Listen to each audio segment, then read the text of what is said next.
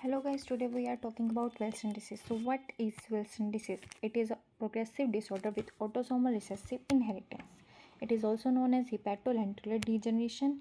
It is due to effect of biliary excretion of copper leading to accumulation in liver and brain. इसमें क्या होता है कि जो हमारी biliary excretion होती है कॉपर की वो नहीं हो पाती, जिसकी वजह से जो कॉपर होता है वो इकट्ठा हो जाता है लीवर और ब्रेन में।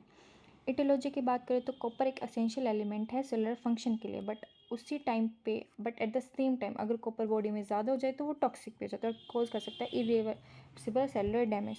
एक जीन होता है डेट इज़ ATP7B प्रोटीन, जो कि प्रोटीन बनाता है, जो कि रिस्पॉन्सिबल होता है कॉपर का ट्रांसपोर्ट एक्सक्रीशन में। पर अगर उस जीन में म्यूटेशन हो जाए तो कॉपर का ट्रांसपोर्ट नहीं हो पाता, प्रोटीन बन नहीं पाता जो ट्रांसपोर्ट करता है और ट्रांसपोर्ट हो नहीं पाता। इस वजह से जो कॉपर होता है वो एक्यूमुलेट हो जाता है हिपैटोसाइट्स में, जो लीवर के सेल्स होते हैं उसमें। पैथोलॉजी की बात करें तो इसमें क्या होता है कि failure in copper excretion leading to accumulation in liver, abnormal and mitochondrial fat deposition, micro and macronodular cirrhosis, acute subacute and chronic hepatitis. As copper concentration increase, copper enters circulation, it crosses blood-brain barrier, copper deposit in brain and other tissues. Brain findings में हमें मिलता है basal ganglia की softening हो जाती है, pigmentation होती है, सिस्टिक डिजनरेशन हो जाएगी, एट्रोफी हो जाएगी, डिजनरेशन होता है सेरिबेलम का और वाइट मैटर एरिया का, वेंट्रिकुलर डायलेशन हो जाता है, डिफ्यूज ग्लाइसिस मतलब ग्लाइल सेल्स जो ब्रेन में होते हैं उनकी अमाउंट बढ़ जाती है, वो ज़्यादा मल्टीप्लाई हो जाती है, उसको बोलते हैं diffuse gliosis, loss of myelinated fibres in deep layers of white matter. Clinical features की बात करें तो 5 to 40 ईयर्स एज ग्रुप में हमें देखने को मिलता है, पर जो केसेस रिपोर्ट हो जाते हैं वो 2 to 50 ईयर्स की एज में आ जाते हैं।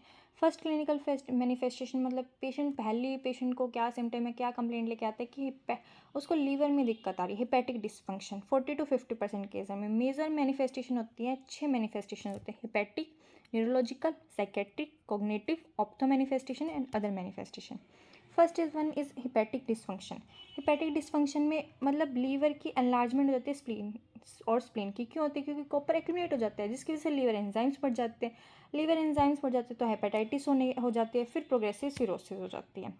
न्यूरोलॉजिकल डिस्फंक्शन की बात करें तो 3 होते हैं इसमें, dystonic syndrome, pseudocerebral syndrome, akinetic rigid syndrome. Dystonic syndrome में पेशेंट इनवॉलेंट्री मूवमेंट्स करता है टंग, फेस और फेरिंक्स, जिसकी वजह से हमें लगता है कि पेशेंट बड़बड़ा रहा है, बट एक्चुअली में पेशेंट कुछ नहीं बड़बड़ाता, कुछ नहीं बोल रहा था, वो उसकी इनवॉलेंट्री मूवमेंट्स होती हैं। स्यूडोसेरेब्रल सिंड्रोम कहते हैं पेशेंट है पोस्चरल इंटेंशनल ट्रेमर, अपने आप उसकी शेकिंग हो रही है, मूवमेंट्स हो रही है हाथ पैर की। पेशेंट कैन, और जरूरी नहीं कि हर पेशेंट में, पेशेंट नॉन सिम्टोमेटिक भी हो सकता है 4 ईयर्स विद डिसआर्थरिया और हेड ट्रेमर्स और अपर लिम्ब ट्रेमर्स, पेशेंट में सिम्टम्स भी नहीं आते। अकाइनेटिक रिजिड सिंड्रोम में पेशेंट स्टिफ हो जाता है, नॉन मोबाइल हो जाता है, नॉन वर्बल हो जाता है और सेवर केसेस में बेड रिटर्न भी हो जाता है। साइकेट्रिक मैनिफेस्टेशन में क्या होता है, पेशेंट इम्पल्सिव हो जाएगा, कन्फ्यूज़न शो करेगा, एंटी सोशल बिहेवियर शो करेगा, क्लिनिकल मैनिफेस्टेशन के बिहेवियर में चेंज हो जाएगा। अगर वो बहुत ज़्यादा हंसमुख था तो उदास रहने लग जाएगा, और उदास रहने वाला पर्सन था मतलब तो वो ज़्यादा हंसमुख सा हो जाएगा, मतलब अपोजिट बिहेवियर शो करेगा। मूड डिस्टर्बेंस होएगी, पर्सनैलिटी चेंजेस होएगी और डिप्रेशन होएगा। कॉग्निटिव मैनिफेस्टेशन में there is impairment of frontal executive ability, visual special progressing and memory issues, मतलब जो फ्रंटल ब्रेन का पार्ट होता है उसमें इम्पेयरमेंट हो जाता है। फ्रंटल ब्रेन का पार्ट हमारा मेमोरी, थिंकिंग और इन सब में काम करते हैं, और मतलब देख के एक्शन करना, विजुअल स्पेशल प्रोग्रेसिंग, उसमें भी इफेक्ट होएगा। ऑप्थो मैनिफेस्टेशन में जो सबसे ऊपर आपको पिक्चर दिख रही है that is sunflower cataract, abnormal eye movement होएगी और केशर फ्लीशर रिंग्स होएंगे। That is second picture, Kayser जो डाउन साइड है, Kayser Fleischer rings. Colour can change from golden, brown और ग्रे। अदर मैनिफेस्टेशन में जैसे कि हीमोलिटिक एनीमिया, क्योंकि कॉपर की वजह से हो रहा है, bone and joint involvement, joint pain, renal defect, skin changes, arthritic changes, osteoporotic porosis leading to spontaneous fractures, hyperpigmentation, gynecological abnormalities, menstrual irregularities, delayed puberty, repeated miscarriage। Cardiovascular dysfunction में 2 देखने को मिलता है, कंजक्टिव हार्ट फेलियर और cardiac arrhythmia. Endocrine में parathyroid hormone की insufficiency हो जाएगी, ग्लूकोज इंटॉलरेंस हो जाता है। Tremors in Wilson disease, head tremors, that is titubation of head, मतलब अपने आप नॉडिंग ऑफ हेड हो रहा है, अपने आप सर हिल रहा है। असेंशियल ट्रेमर जिसमें कि इनवॉलेंट्री शेकिंग हैंड्स की होती है। जो पार्किंसन में ट्रेमर्स होते हैं वो भी देखने को मिल सकते हैं।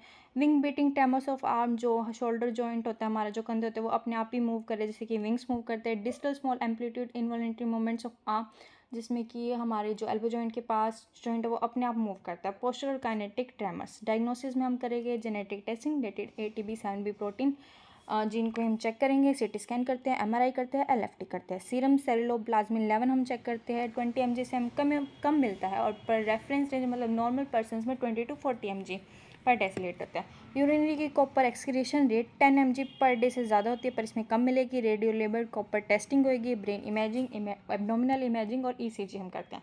मेडिकल ट्रीटमेंट की बात करें तो हम चिलेटिंग एजेंट्स देते हैं, सर्जिकल डिकम्प्रेशन करते हैं मतलब लीवर वगैरह का, orthotic liver transplantation, anti epileptics to treat seizure, neuroleptics to treat psychiatric symptoms, और प्रोटीन रेस्ट्रिक्शन देंगे ताकि हिपेटो इंसेफेलोपैथी को ट्रीट कर सके। साइकेट्री, अब हम इसमें फिजियोथेरेपी ट्रीटमेंट की बात करें तो 3 चीज़ होता है, असेसमेंट, एक्सरसाइज इंटरवेंशन और improve functional capacity.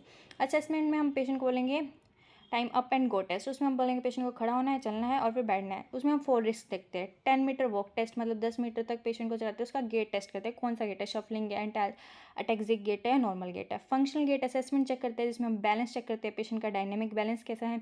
Active specific balance and confidence scale, जिसमें हम कॉन्फिडेंस देखते हैं, हम पेशेंट को कोई टास्क देंगे, भाई गिलास उठाना है, पानी पीना है, गिलास रखना है या कुछ भी कोई भी टास्क, तो उसमें पेशेंट का कॉन्फिडेंस चेक करते हैं। एक्सरसाइज इंटरवेंशन में हम 3 चीज़ करते हैं, to improve static balance, to improve dynamic balance और on later stages. Static balance में हम इक्विलिब्रियम, नॉन इक्विलिब्रियम एक्सरसाइज कराएंगे, Romberg test, Romberg sign, standing position कराएंगे, टेंडम पोजीशन कराएंगे, सेमी टेंडम पोजीशन कराएंगे, 1 फुट स्टैंडिंग कराएंगे। डायनेमिक बैलेंस में हम ड्यूल टास्क ट्रेनिंग देंगे, साइडवेज वॉकिंग कराएंगे, हील वॉकिंग कराएंगे, टो वॉकिंग कराएंगे। लेटर स्टेज में पेशेंट को ट्रेडमिल और अनविंग हार्नेस की जरूरत पड़ सकती है। और इसके बाद हम करते हैं फंक्शनल कैपेसिटी पे स्पायरोमेट्री देंगे ताकि चेस्ट की एक्सरसाइज हो और मसल्स उसकी ज़्यादा स्ट्रेंथिंग हो। बॉक्स ब्रीथिंग एक्सरसाइज करेंगे, जो आप सबसे ऊपर बॉक्स ब्रीथिंग एक्सरसाइज देख सकते हैं, इसमें कि इनहेल करेंगे 4 सेकंड तक, 4 सेकंड तक होल्ड करेंगे, 4 सेकंड तक एक्सहेल करेंगे, फिर 4 सेकंड होल्ड करेंगे, फिर 4 सेकंड इनहेल करेंगे। पर्सली ब्रीथिंग कराएंगे, नाक से सांस लेंगे, मुँह से धीरे धीरे छोड़ेंगे, जैसे कि सीटी बजाते हैं। डायफ्राग्मेटिक ब्रीथिंग कराएंगे, एक हाथ हमारा स्टमक पे डायफ्राग्राम पे रहता है और एक हाथ हमारे चेस्ट पे रहता है। थोरेसिक एक्सपेंशन एक्सरसाइज कराएंगे, जिसमें कि थोरेक्स पे फोकस करते हैं कि थोरेक्स एक्सपेंड होनी चाहिए। And that's all, thank you everyone.